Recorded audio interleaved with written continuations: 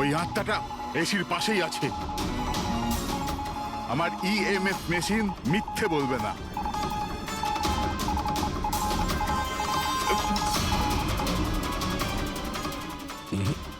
তবে আমাদের ওই মিটার ভুল হতে পারে না, বুঝলে ফ্রেডি? মনে হচ্ছে রাজারও কার্বন কম্পাউন্ডের অ্যাকশন ওর গাড়ির থেকেই হয়েছে। একটা কাজ করো, এই মিটারটা নিয়ে যাও, ওর গাড়িটা চেক করো। ফ্রেডি। পঙ্কজ, তাহলে বলো, তুমি বিনীতের ফিউরিনালে কি দেখেছো? আমি কাউকে দেখিনি, আমি কিছু দেখিনি। মিথ্যা কথা বলো না। যদি কিছু দেখেই না থাকো তাহলে পালালে কেন? আমি মিথ্যে বলছি না, আমি সত্যি কাউকে দেখিনি।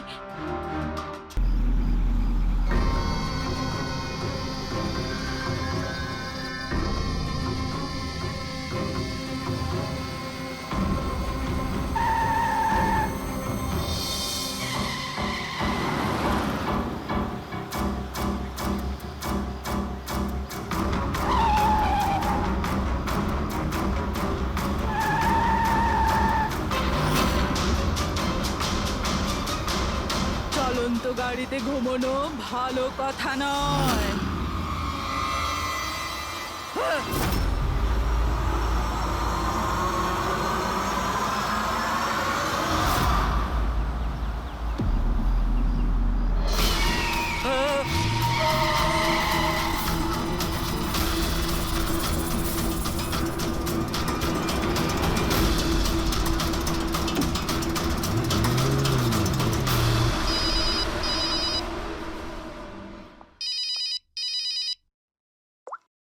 হ্যাঁ বিনীত, লীলা হেল্প মি, লীলা, লীলা হেল্প মি। কি হয়েছে বিনীত? তুমি এত টেনশনে কেন? লীলা, এরা আমাকে মেরে ফেলবে। লীলা, কে মেরে ফেলবে বিনীত? তুমি কার কথা বলছো? লীলা, আই থিংক আমি জীবনে আর কখনো তোমার সাথে দেখা করতে পারবো না। লীলা, বিনীত, বাজে বকা বন্ধ করো। কোথায় তুমি? তোমার এক্সাক্ট লোকেশন বলো। আমি বাস স্ট্যান্ড রোডে আছি, পুরনো পোস্ট অফিসের কাছে। বিনীত, একটা কাজ করো, তুমি ওখানেই থাকো, আমি ট্যাক্সি নিয়ে এক্ষুনি তোমাকে ওখানে নিতে যাচ্ছি। হ্যালো লীলা। হ্যালো বিনীত, তুমি ঠিক আছো? আরে এই ফোনটাও না। হ্যালো লীলা। এই ফোনটাও এক্ষুনি কাটার ছিল।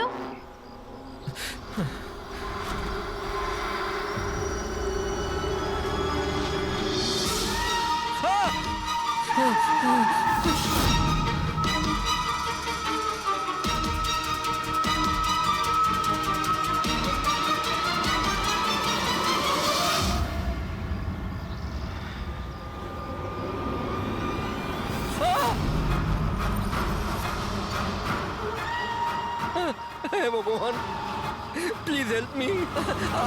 আমাকে আমার বাড়িতে ঠিক মতো পৌঁছে দাও প্লিজ।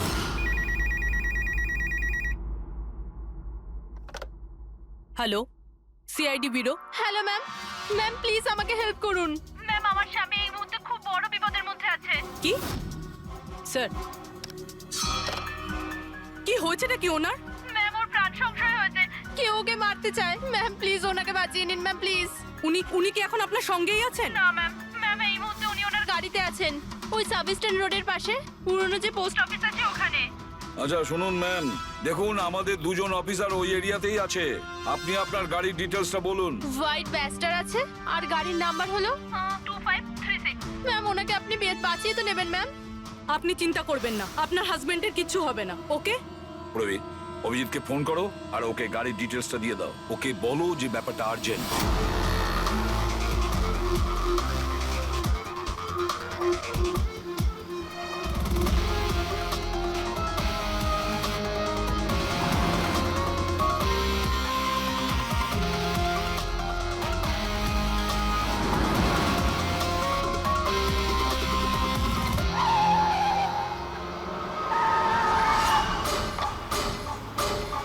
হ্যাঁ, এই নাম্বারটাই। ও গাড়ি এইভাবে কেন চালাচ্ছে? এ তো অ্যাক্সিডেন্ট করে দেবে।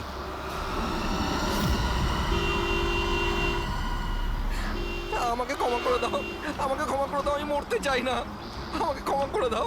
কার সঙ্গে কথা বলছে? গাড়িতে তো কেউই নেই। আরে বিনীত, কার সঙ্গে কথা বলছো? গাড়িতে তো কেউ নেই। হয়ে গেছে তোমরা, তোমরা দেখতে পাচ্ছ না এতগুলো লোক আমাকে ডাকছে? করছে কি? আমাকে ক্ষমা করে দাও, আমি মরতে চাই পাগল না। হয়ে গেছে মনে হচ্ছে। মিনিট, বিনীত, বিনীত, তোমার অ্যাক্সিডেন্ট হয়ে যাবে, গাড়িটা থামাও বলছি।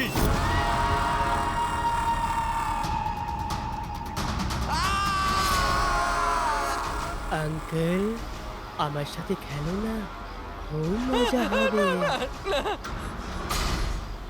বিনীত গাড়ি থামাও, সাইডে দাঁড় করাও।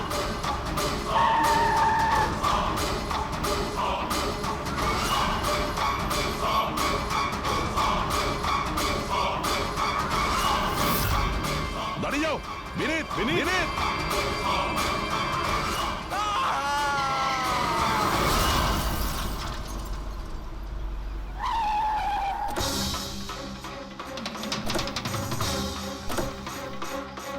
বিনীত,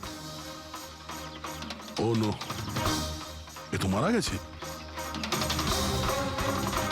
স্মেল আসছে।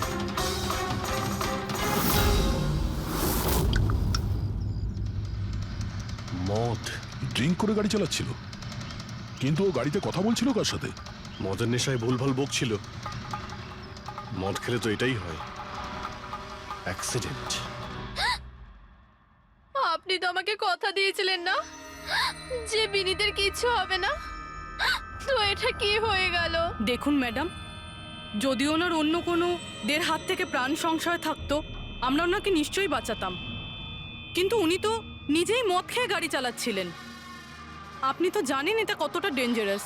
না, ওনার প্রাণ ওনার নিজের জন্য যায়নি, বরং তাদের জন্য গেছে যারাও এতদিন ধরে ওকে বিরক্ত করছিল।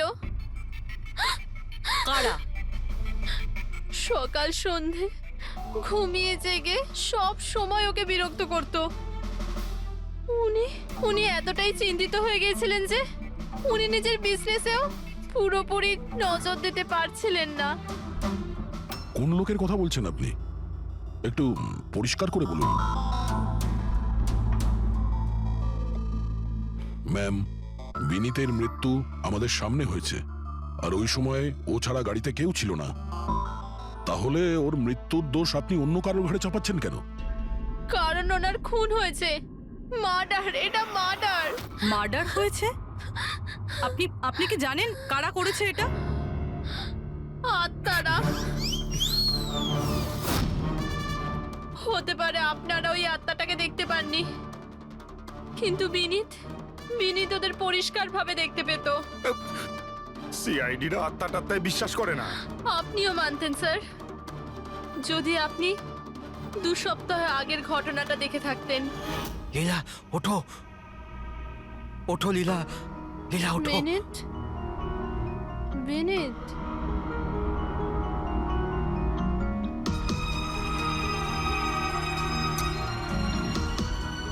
বিনীত,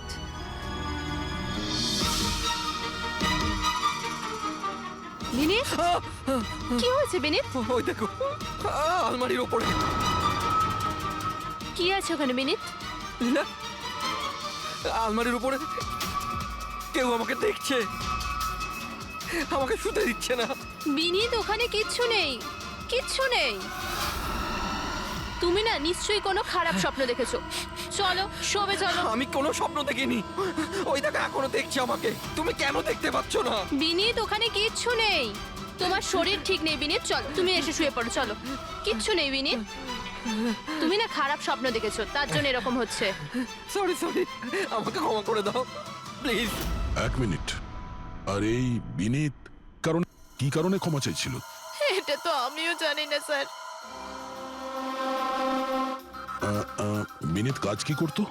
স্যার ওনার কোম্পানি হসপিটালে মেডিকেল ইকুইপমেন্ট সাপ্লাই করতো। আপনি শিওর যে ওই বিনীতকে খুন আত্মাই করেছে? স্যার আমার আগে তো এটা মনে হয়নি, কারণ না তো আমি কোনোদিন কোনো আত্মা দেখেছি আর না কোনোদিন কোনো আওয়াজ শুনেছি।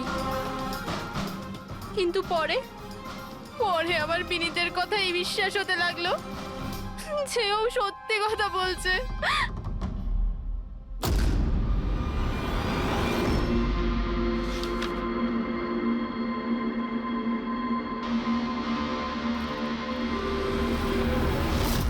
হ্যাঁ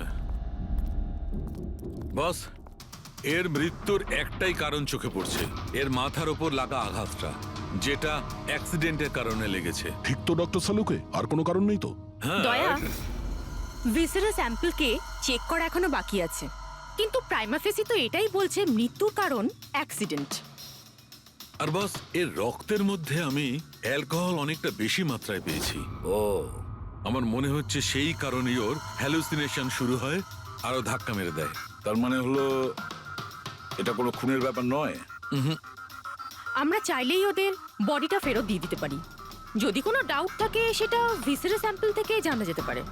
কি জানি স্যার, আমার কেমন যেন মনে হচ্ছে যে এই কেস অতটা সোজা নয়। কারণ আমরা যখন লীলাকে জিজ্ঞাসা করলাম যে এই বিনীত কার কাছে ক্ষমা চাইছিল, তখন কথাটা এড়িয়ে গেল। আমরাও কি শেষকৃত্যে যাব নাকি? ওখানে আত্মীয়রাও থাকবে, বন্ধুরাও থাকবে, অনেকেই থাকবে। যদি কিছু জানতে পারা যায়। যাও, নিশ্চয়ই যাবে ফিউরালে।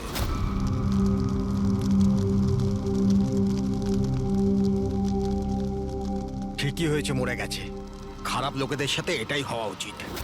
তুমি একদম ঠিক বলেছ, এই ধরনের লোকের এরকমই মৃত্যু হওয়া উচিত। ব্যাস, আর ওই দিনটার অপেক্ষা করছি যেদিন ওই দুজনেরও চিতা জ্বলতে দেখব।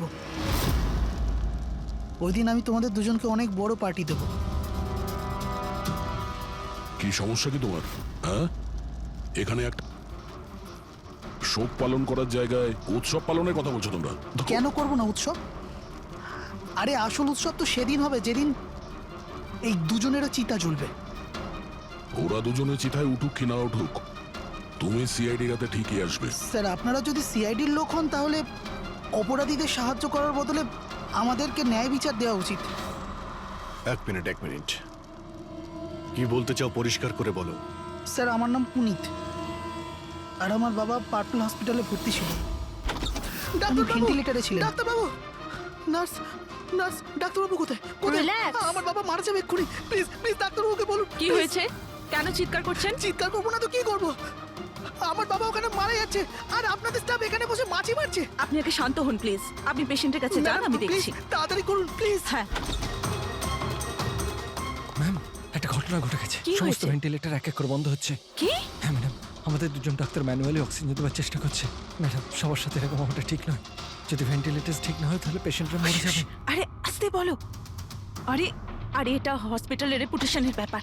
এটা যদি পেশেন্টের বাড়ির লোকেরা জানতে পারে না, তাহলে একটা ঝামেলা হয়ে যাবে। ডক্টর, আপনারা প্লিজ 2 মিনিট সময় দিন, আমরা সলিউশন বার করছি। ম্যাম, এক এক করে সব ভেন্টিলেটর বন্ধ হয়ে যাচ্ছে। তুমি যাও, বাকি ওয়ার্ডসগুলো চেক করো, যাও। Okay ma'am. আরে ওই আমাদের সাপ্লায়ার বিনীতকে ফোন করো না, ওই সব কিছু ব্যবস্থা করে দেবে। প্লিজ টেনশন নেওয়ার কোনো ব্যাপার নেই। ডক্টর মেহেক, হচ্ছে কি এসব? স্যার ভেন্টিলেটর সব বন্ধ হয়ে গেছে স্যার। আপনারা প্লিজ শান্ত হন, আমি কথা বলছি। স্যার, এক এক করে সমস্ত ভেন্টিলেটর বন্ধ হয়ে যাচ্ছে স্যার। কি, এটা কিভাবে হতে পারে? তো কোনো হসপিটালে ফোন করো না, ওখান থেকে আনাও। আরে রাজা, ফোন লাগাও। আর মেহেক, একটা কাজ করো, এখানে যে টেকনিশিয়ান আছে ওকে ডাকো। রাজা, কি হলো তোমার? তুমি কি শুনতে পাচ্ছ না স্যার কি বললেন? আপনারা কি ডিসকাস করে টাইম ওয়েস্ট করছেন? আমার বাবা মারা যাবে ওখানে। আপনি প্লিজ একটু শান্ত হন, আমরা এক্ষুনি যাচ্ছি please. Ma'am, sir, ma'am, very bad news. দুটো পেশেন্টের জীবন চলে গেছে। 5টা পেশেন্ট খুব ক্রিটিক্যাল অবস্থায় আছে। স্যার, আজ আমাদের পরিবারের লোক আমাদের সাথে নেই। এর জন্য দায়ী শুধুমাত্র এই 3 জন লোক, বিনীত, মেহেক আর রাজা। আচ্ছা, এই বিনীত তো ইকুইপমেন্ট সাপ্লাই করতো, তাই না? হ্যাঁ স্যার। আর বাকি দুজন? স্যার, যেদিন এই ঘটনাটা ঘটেছিল সেদিন মেহেক ডক্টর ইনচার্জ ছিল, আর রাজা হসপিটালে অ্যাডমিন সামলাতো। আচ্ছা, এনারা দুজনই কি শুধু হসপিটাল থেকে এসেছেন নাকি ওখান থেকে আরো অনেকে এসেছেন? এসছে স্যার, ওই হেড নার্স পরিণীতা, ওই শেখর যে মেনটেন্যান্সে ছিল, আর উনি ডক্টর কেদার, এই হসপিটালের মালিক। ঠিক আছে, এখন শান্ত হয়ে যাও। আমরা এই মামলার গভীরে যাব। যদি তোমার বাবার সঙ্গে কোনো অন্যায় হয় তো ন্যায় বিচার তুমি নিশ্চয়ই পাবে।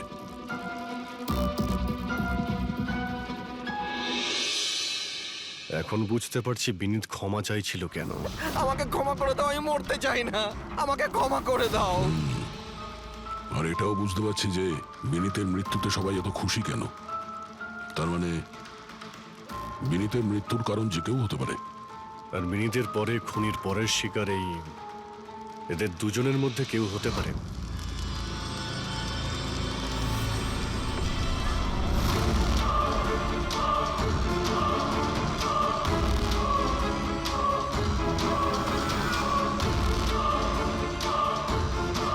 আমাকে ক্ষমা করে দাও।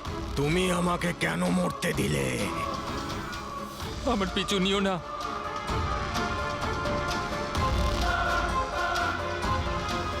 এরা এরা কথা কার সঙ্গে বলছে?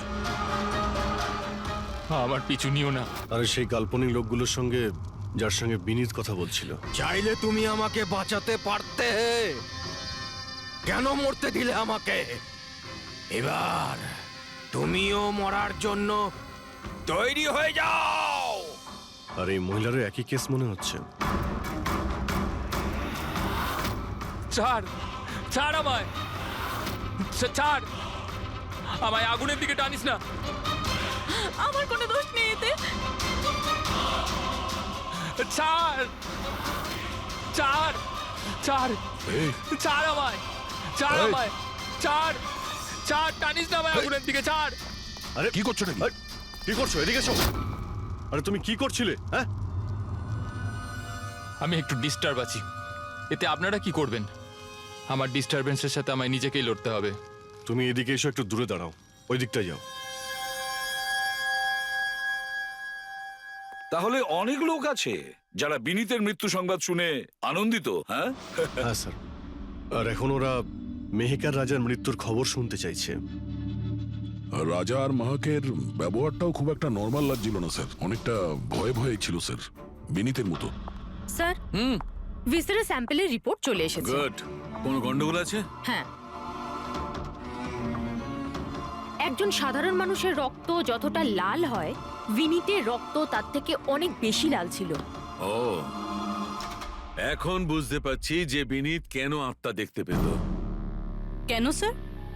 পুরবী, মানুষের রক্ত যখন সাধারণের থেকে অনেক বেশি লাল হয়, তার মানে এইটা দাঁড়ায় যে ওই মানুষটি অনেক বেশি দীর্ঘ সময় ধরে কার্বন কম্পাউন্ডের সংস্পর্শে ছিল। আর এই কার্বন কম্পাউন্ডের কারণেই ওর হ্যালুসিনেশন হতো ভীষণ ভাবে। তার মানে কেউ জেনে শুনে বিনীতকে ওই কার্বন কম্পাউন্ডের সংস্পর্শে এনেছিল, যার ফলে বিনীতের মানসিক অবস্থা খারাপ হয়ে গেল আর ওর মৃত্যুর কারণও হয়ে গেল। স্যার, এই খুনি এই কার্বন কম্পাউন্ড পেল কোথায়? এই আমাদের আশেপাশেই সব জায়গায় কার্বন কম্পাউন্ড ছড়িয়ে আছে। মডার্ন জীবনে আমরা যতগুলো মেশিনারি ব্যবহার করছি, ওই সবগুলো, প্রায় সবগুলো কার্বন কম্পাউন্ড ছড়ায়। হ্যাঁ, যে কেউ মেশিনের উপর এরকম কারুকার্য করে এটা করতেই পারে। তার মানে বিনীত গাড়িতে বসার আগে এরকম কোনো কেমিক্যালের সংস্পর্শে এসেছিল, যার জন্য ওর এইসব হ্যালুসিনেশন এইসব হচ্ছিল স্যার। ঠিক কথা বস। গাড়িটার এক্সস্ট সিস্টেমটা চেক করতে হবে। গন্ডগোলটা ওখানেই হয়েছে।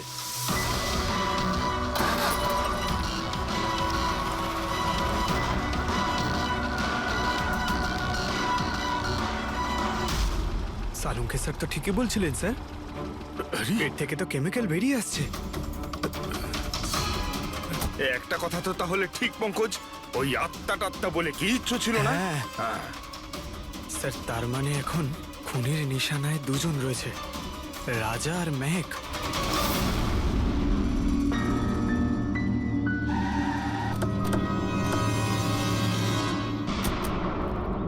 শ্মশানে রাজার ব্যবহারটা খুব একটা ঠিক ছিল না, এখনো ওর মানসিক অবস্থা ঠিক নয়। আরে স্যার, দরজা তো খোলা। আচ্ছা, খুনি রাজার কাছে পৌঁছে যায়নি তো? এসব কি হচ্ছে? ক্যান্ডেলস,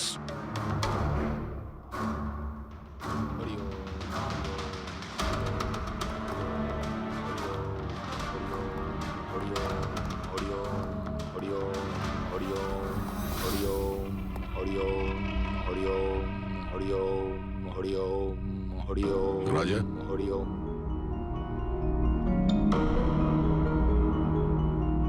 এখন ঠিক আছো? কারা আপনারা? সিআইডি।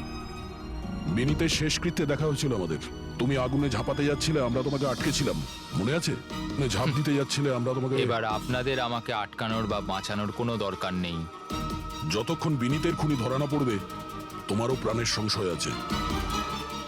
আচ্ছা, একদম ঠিকঠাক বলো, ওই 12 জন রোগীর মৃত্যু কি তোমার গাফিলতিতে হয়েছিল? খবরদার বলছি, আমার ওপর এরকম নোংরা আর মিথ্যা অপবাদ দেবেন না। আমি নির্দোষ, আমার জন্য কেউ মরেনি।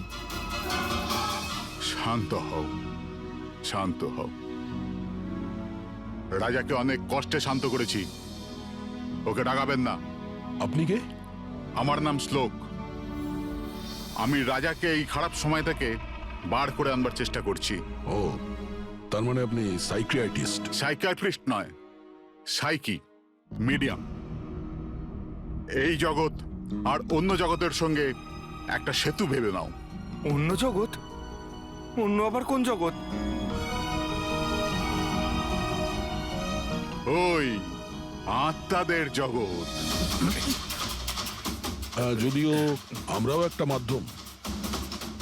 অপরাধ দুনিয়া থেকে নিয়ে জেলের ভেতর গারদের পেছনে পৌঁছানোর পুল। হ্যাঁ, আপনারা আমাকে জেলে পাঠাবার চেষ্টা করছেন কেন? আমি তো রাজাকে আত্মাদের থেকে বাঁচাবার চেষ্টা করছি। রাজাকে আত্মার থেকে নয়, কেমিক্যাল পয়জন থেকে বাঁচানোর দরকার। আর বন্ধ করো তোমার এই ঢং, বুঝেছো? স্যার, ও কোন দিকে ইঙ্গিত করছে? ওই বুড়ো লোকটার দিকে, যে এসির নিচে দাঁড়িয়ে রয়েছে। ও কার কথা বলছে? আমি তো কাউকে দেখতে পাচ্ছি না। আমিও দেখতে পাচ্ছি না। মানুন বা না মানুন, এই ঘরের মধ্যে কোনো শক্তিশালী আত্মা আছে যে রাজার ক্ষতি করতে চাইছে। এক্ষুনি জেনে যাবেন।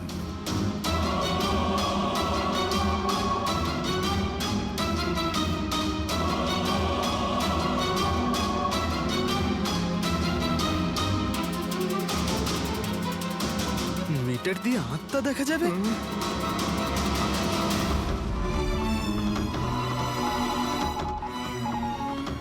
দেখলেন, ওই আত্মাটা এসির পাশেই আছে। আমার ইএমএফ মেশিন মিথ্যে বলবে না।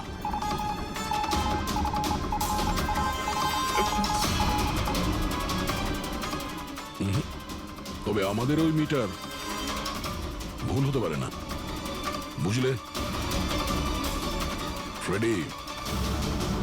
মনে হচ্ছে রাজার ও কার্বন কম্পাউন্ডের অ্যাকশন ওর গাড়ির থেকেই হয়েছে। একটা কাজ করো, এই মিটারটা নিয়ে যাও, ওর গাড়িটা চেক করো। ফ্রেডি। পঙ্কজ, তাহলে বলো, তুমি বিনীতের ফিউরিনালে কি দেখেছো?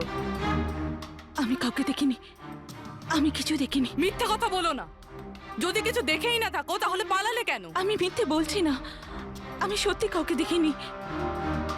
আচ্ছা, হাসপাতালে যে 12 জন মারা গিয়েছিল সেটা কি তোমার গাফিলতির জন্যই হয়েছিল? আমার গাফিলতিতে? দেখুন, আমার দ্বারা যতটা সম্ভব আমি সব চেষ্টা করেছি। আমি ডাক্তার কেদারের সঙ্গে কথা বলেছিলাম, কিন্তু উনি তো কোনো অ্যাকশনই নিলেন না। তাহলে আমি আর কি করতে পারি? আচ্ছা, তার মানে হলো এটা ডক্টর কেদারের ভুল। ওনার থেকেও তো বেশি দোষ ছিল ওই রাজা। ওর একবার দেখা উচিত ছিল যে ভেন্টিলেটরস গুলো কাজ করছে কি না, ওগুলো সময় মতো সার্ভিসিং হচ্ছে কি না। তাহলে কি দোষী রাজা? রাজা আর বিনীত দুজনেই। বিনীতেরও ভেন্টিলেটর সাপ্লাই করার আগে দেখে নেওয়া উচিত ছিল যে ওগুলো ঠিকঠাক কাজ করছে কি না। কতগুলো জীবন নির্ভর করছিল ওই ভেন্টিলেটরস গুলোর উপরে। মনে হচ্ছে রাজা আর বিনীতের জন্য তোমার মনে অনেক রাগ আছে। বিনীতের মৃত্যুতে নিশ্চয়ই খুশি হয়েছো তুমি? এটা কি বলছেন আপনি? একদমই না। আমি একজন ডক্টর, আর আমার কাজ হলো একজন পেশেন্টের জীবন বাঁচানো। কারণ মৃত্যুতে আমি কি করে খুশি হব?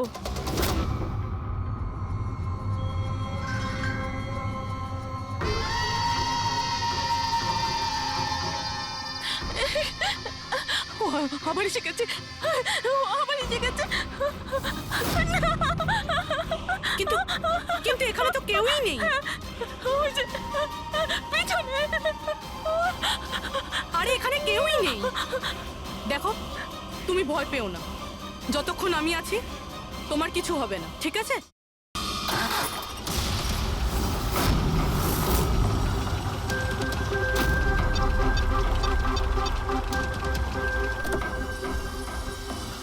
গাড়ির এসিতে তো কার্বন কম্পাউন্ড নেই। বাড়ির ভেতরে গিয়ে দেখা যাক, চল।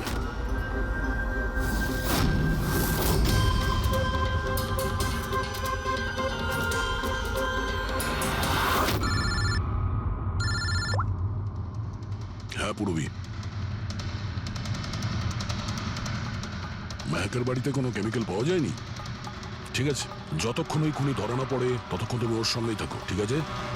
স্যার, হ্যাঁ, কার্বন কম্পাউন্ড এখানে কোথাও নেই। কোথাও কোনো কেমিক্যাল পাওয়া যাবে না। বিজ্ঞানের জগৎ আর কেমিক্যালের জগতের বাইরেও আর একটা জগৎ আছে, মানুন অথবা না মানুন। চুপ, মুখ বন্ধ। যতক্ষণ বলতে না বলবো মুখ খুলবে না। রাজাবাবু, আপনার ভয়ের কোনো কারণ নেই, আমরা আছি এখানে। যতক্ষণ না ওই খুনি ধরা পড়বে সিআইডি আপনার সঙ্গেই আছে। আমার সিআইডির দরকার নেই, ইনি রয়েছেন না আমার সুরক্ষা করার জন্য। আরে এটা কিভাবে সম্ভব?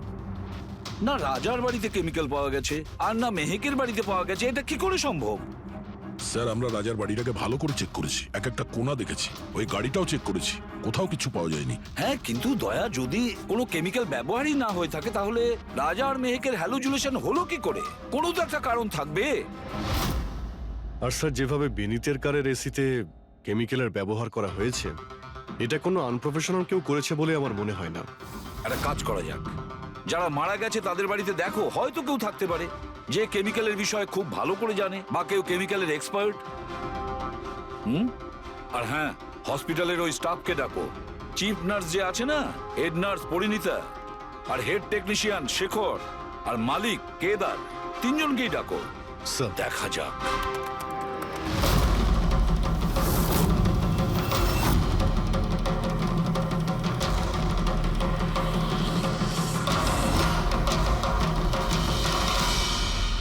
তোমার নাম শেখর, তাই তো? Yes sir.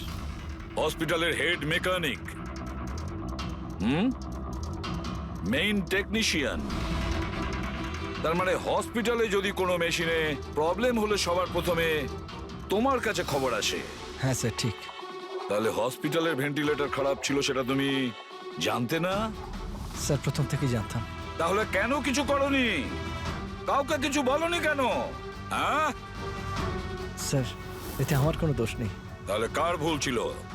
স্যার, আমি প্রথমেই মেহেককে ভেন্টিলেটরের ব্যাপারে বলেছিলাম যে ভেন্টিলেটরসে প্রবলেম আছে আর যে কোনো সময় খারাপ হতে পারে।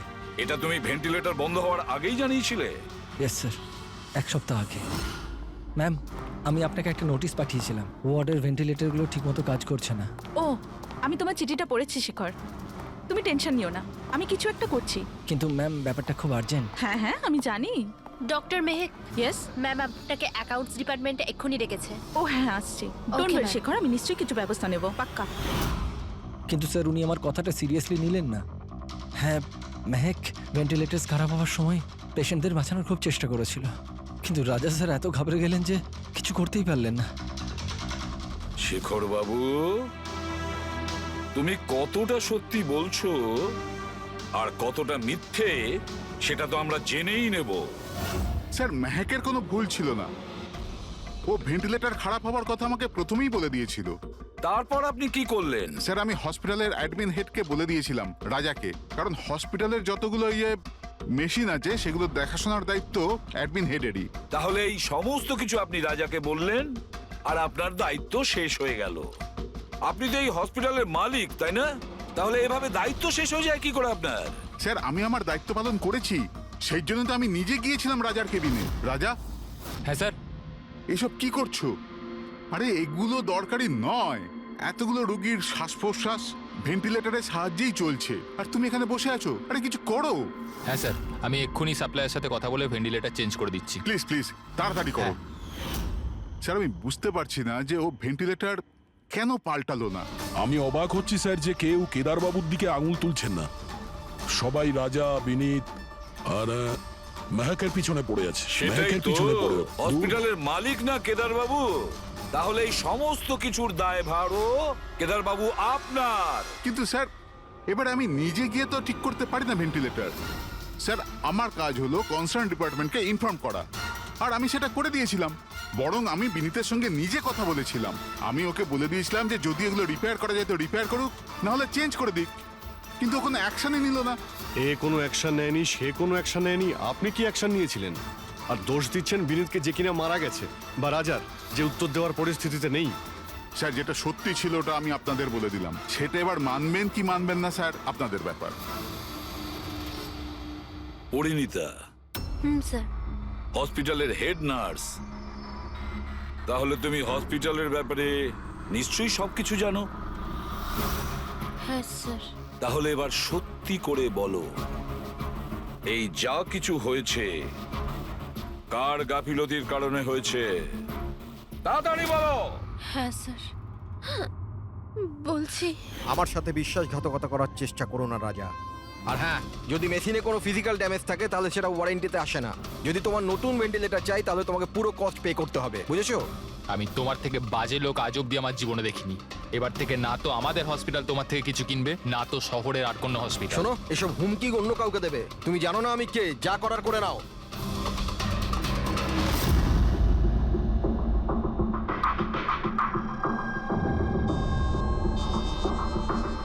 এই যা কিছুই হয়েছে এই রাজা আর বিনীতের ঝগড়ার কারণেই হয়েছে। দুজনের ঝগড়াতে স্যার এতগুলো লোকের প্রাণ চলে গেল। তবে নতুন ভেন্টিলেটরের ব্যবস্থা রাজার করা উচিত ছিল। স্যার, এই রোগীদের পরিবারের মধ্যে 3 জন এমন আছে যারা কেমিক্যাল ইঞ্জিনিয়ারিং করেছে। আচ্ছা, 3 জন? তাহলে ওদের ঠিকুজি কুষ্টি বের করো, দেখি কি আছে।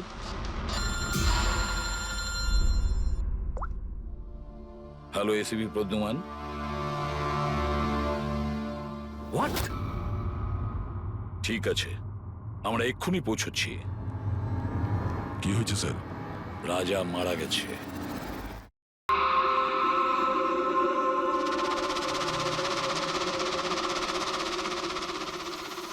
দয়া, এর মৃত্যু তো মাথায় চোট লাগার কারণেই হয়েছে।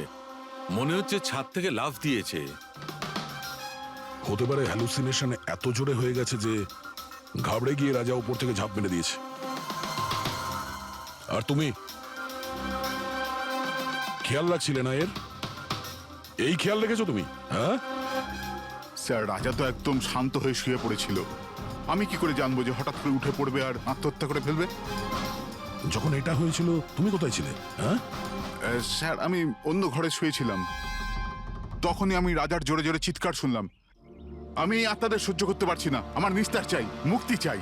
আর যতক্ষণ আমি ওর কাছে পৌঁছবো ততক্ষণ ও ছাদ থেকে পড়ে গেছে। বাহ, কি অদ্ভুত ব্যাপার! রাজাকে একলা রেখে তুমি নাকে তেল দিয়ে ঘুমোচ্ছিলে? হ্যাঁ, আমি তো মনস্থির করেই ছিলাম ঘুমোবো না।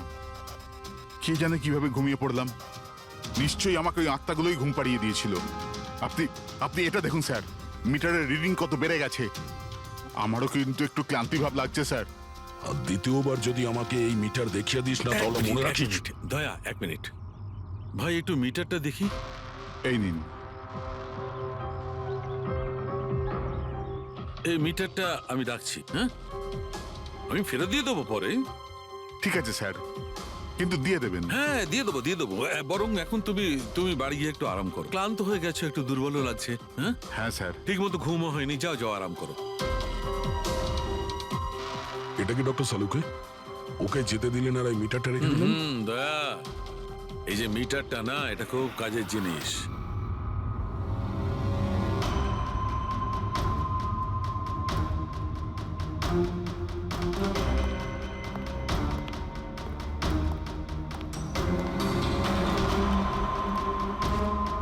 এই ঘরটা চেক করছি। হ্যাঁ ডক্টর, নেই। ওপরে যাওয়া যাক।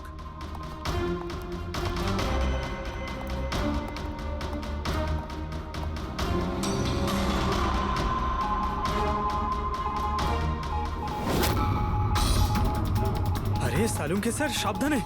এই নিডলটা তো একেবারে জঙ্গলি ঘোড়ার মতো দৌড়চ্ছে। মাই গড, আমরা এখানে এইভাবে দাঁড়িয়ে থাকতে পারি না দয়া। আমাদের প্রোটেক্টিভ পোশাক পরতে হবে। Protective gears? ওটা কি কারণে ডক্টর? আরে দয়া, আমাদের সুরক্ষার জন্য।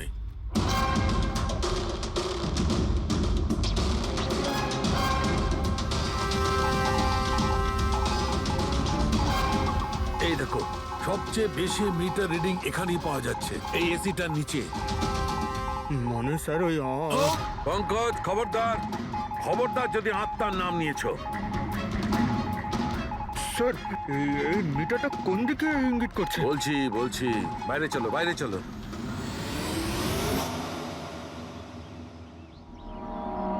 দেখেছো দয়া, এটা হচ্ছে ইএমএফ, ইলেকট্রোম্যাগনেটিক ফিল্ড ডিটেক্ট করে এটা। ইলেকট্রোম্যাগনেটিক ফিল্ডস এগুলো তো আজকাল সব ইলেকট্রিক অ্যাপ্লায়েন্সের মধ্যে হয় ডক্টর, টিভি, ফ্রিজ এর একদম মধ্যে। ঠিক দা, কিন্তু ওই অ্যাপ্লায়েন্স গুলোর ইএমএফ হিডেন থাকে, লুকোনো থাকে, যাতে মানুষের উপর খারাপ প্রভাব না পড়ে। কি খারাপ প্রভাব? এইটার কারণে লোকেদের নশিয়া হতে পারে, ঘুম না হতে পারে, মন খারাপ হতে পারে। আর যদি অনেকক্ষণের সংস্পর্শে থাকে তাহলে হ্যালুসিনেশন হওয়াটা কোনো বড় কথা নয়। ও, তার মানে রাজার এই হ্যালুসিনেশন কোনো কেমিক্যালের জন্য হয়নি, নিজের ঘরের ইলেকট্রনিক জিনিসপত্রের জন্যই হয়েছে, কারণ ওগুলোর ইএমএফ ঢাকা ছিল না। একদম। তার মানে কেউ জেনে বুঝে এগুলোকে গন্ডগোল করে দিয়েছে। হতে পারে দা। এমনিতেই রাজা মনে মনে খুব কষ্ট পাচ্ছিল, খুব দুঃখ পেয়েছিল রোগীদেরকে বাঁচাতে পারেনি বলে। সেই জন্য হ্যালুসিনেশন ওর কাছে আফসোসের রূপে ধরা দিয়েছিল। হতে পারে এই অনুতাপের জন্য বিনীতেরও মৃত্যু হয়েছে। একদম ঠিক। আর ওই অশোক, ওরও দুর্বলতা সেই জন্যই মনে হচ্ছিল, যেহেতু ও এই ইএমএফ এর সংস্পর্শে অনেকক্ষণ ছিল। এখানে ওই কার্বন কম্পাউন্ড পাওয়া যায়নি বাড়িতে। এটা কি করে দা? কারণ এখানে তো ইএমএফ এর ব্যবহার হচ্ছিল, আর সবচেয়ে বেশি রিডিং উঠছিল বেডরুমে এসির কাছে।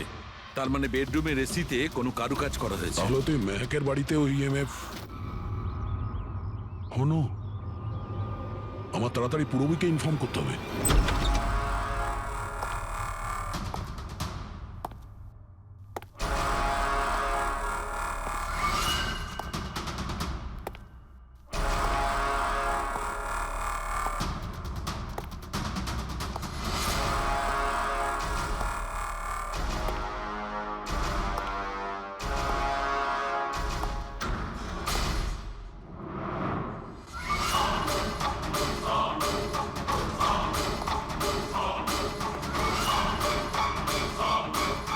আমাকে একবার মেরে শান্তি হয়নি তোমার?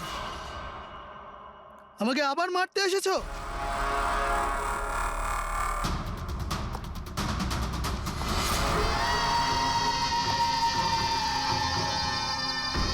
তুমি? আমি তোমাকে সেলফ ডিফেন্সে মেরেছিলাম, আর তাছাড়া তুমি একজন অপরাধী। অপরাধীদের কি পরিবার থাকে না? তোমার জন্য আমার মেয়ে অনাথ হয়ে গেছে, আর এই রক্ত দেখছো, সব তোমার জন্য। আমি আর তোমাকে ছাড়বো না।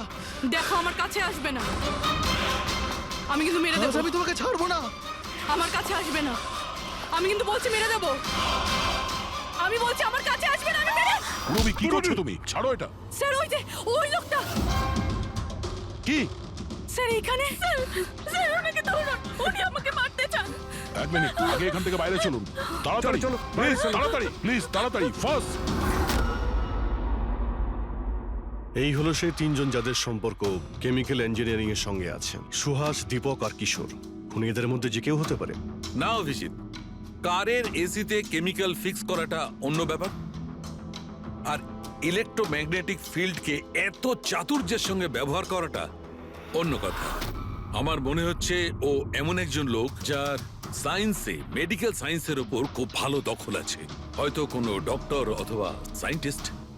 যেই করুক, সে ইলেকট্রোম্যাগনেটিক ফিল্ড ভালো মতন ব্যবহার করেছে, যাতে মেহেক আর রাজা ওরা দুজনেই যাতে ইএমএফ এর সংস্পর্শে থাকে। হতে পারে হসপিটালে ওরা দুজন নিজেদের কাজ করছিল, তখনও এই ইএমএফ ওখানে উপস্থিত ছিল। তাহলে স্যার হতে পারে হসপিটালের কোনো মেশিনের সাথেও গন্ডগোল করা হয়েছে। নিশ্চয়ই দয়া, নিশ্চয়ই। আর এটা ওই করেছে, হসপিটালের ভেতরেরই কেউ। তাহলে এই হলো সেই জায়গা যেখানে মেহেক আর রাজা বসতো। হ্যাঁ স্যার। আর কে কে যাওয়া আসা করতো এখানে? স্যার শুধু স্টাফেদেরই ভেতরে যাওয়ার পারমিশন ছিল, তাও যদি কোনো কাজ থাকতো তাহলে। মানে বাইরের কেউ এখানে ঢুকতেই পারতো না? না স্যার, এমনকি রুগীদেরও এখানে ভেতরে আসার অনুমতি ছিল না। তার মানে তো এটা বোঝা গেল যে স্টাফেদের মধ্যেই কেউ, মানে আপনাদের মধ্যেই কেউ একজন খুনি। এ আপনি কিভাবে বলতে পারেন? এটা আমরা বলছি না, এটা এই ইএমএফ মেশিনটাই আমাদের সবকিছু বলে দিয়েছে। আর এই ইএমএফ মেশিনের হিসাবে এই এসির সাথে কোনো গন্ডগোল করা হয়েছে। তার মানে রাজা আর মেহেককে মারার চেষ্টা করা হয়েছিল, কিন্তু বেচারা রাজা মারা গেছে। এসির সাথে গন্ডগোল? কি বলছেন আপনি? আমি তো কিছু বুঝতেই পারছি না। এই কথাটা এই রুমে থাকা শুধুমাত্র সেই বুঝতে পারবে যে নিজেই খুনি। আর ও আজ এখানে প্রোটেক্টিভ গিয়ার পরে এসছে, যাতে ইলেকট্রোম্যাগনেটিক ফ্রিকোয়েন্সিতে তার কোনো ক্ষতি না হয়, তাই তো? কি কে সে?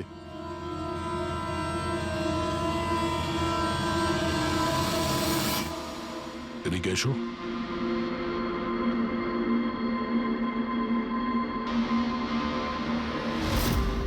ফ্যাশন সেন্স তো তোমার খুব ভালো, শেখর। জামা কাপড়ের ভেতরে এই সুরক্ষা কবচ। দেখো, তোমার সমস্ত প্ল্যান আমরা জেনে ফেলেছি, তোমার ব্যাপারে সমস্ত খোঁজ খবর নিয়েছি। তুমি এখানকার এমন একজন টেকনিশিয়ান যে এসির সঙ্গে কোনো গন্ডগোল করতে পারে। এখন তাড়াতাড়ি বলো, কেন করেছো তুমি এসব? আমি করেছি এসব। আর কি ভুল করেছি আমি যদি মেহেক, বিনীতা, রাজার ওপর অভিযোগ লাগিয়েছি তো? এদের জন্য 12টা পেশেন্টের মৃত্যু হয়েছে, যেটা আমি দেখতে পারিনি। তারপর আমি ভাবলাম যে এদের এরকমই মৃত্যু দেওয়ার প্রয়োজন আছে, যেভাবে 12টা পেশেন্ট মারা গেছে। সেই জন্য আমি ইএমএফ আর কার্বন কম্পাউন্ডের বিষ ব্যবহার করেছি ওদের মারার জন্যে, যাতে এদেরকে এমন মৃত্যু দিতে পারি, মৃত্যু নয়, একটা ভয়ঙ্কর মৃত্যু। আর এটাই আমার ন্যায় বিচার। শাস্তি দেওয়ার অধিকার শুধুমাত্র আইনের আছে, অন্য কারো নয়, বুঝেছো? তুমি জানতে যে এই কেমিক্যাল ব্যবহার করলে ওদের হ্যালুসিনেশন হবে, ওই মারা যাওয়া রোগীগুলো ওরা সামনে দেখতে পাবে, যার জন্য ও পাগল হয়ে যাবে, তাই তো? কিন্তু আমি আমার লক্ষ্য পূরণ করতে পেরেছি। যেরকম মৃত্যু আমি চেয়েছিলাম দিতে, সেরকমই মৃত্যু বিনীতা রাজাকে আমি দিয়েছি। কিন্তু দুঃখের ব্যাপার, মেহেককে আপনারা শেষ মুহূর্তে বাঁচিয়ে নিলেন। সফল তো তুমি তখন হতে যদি তুমি কোনো অপরাধ না করে ওদেরকে শাস্তি দিতে। তোমার আর ওদের মধ্যে কি পার্থক্য রইল? এখন তুমিও একজন খুনি, তবে তুমি কি শাস্তি পাবে সেটা এখন আদালত ঠিক করবে।